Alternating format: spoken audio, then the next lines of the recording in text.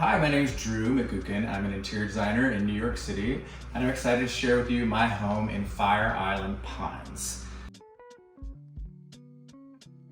I actually took an old saltbox sea cottage and gutted it all the way down to the foundation and built what I call the contemporary cedar box, which is more aligned with the natural landscape and the surrounding architectural vernacular. Something I love about this in the den, you can see this is actually a painting of the old living room in the old house. So I could do a little bit of celebrating the past as we move into the future.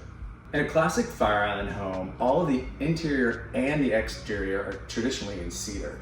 And I love how the cedar just comes straight up in vertical patterns, and the kitchen cabinetry does the exact same thing, offering the eye a little bit of a chance to just broaden.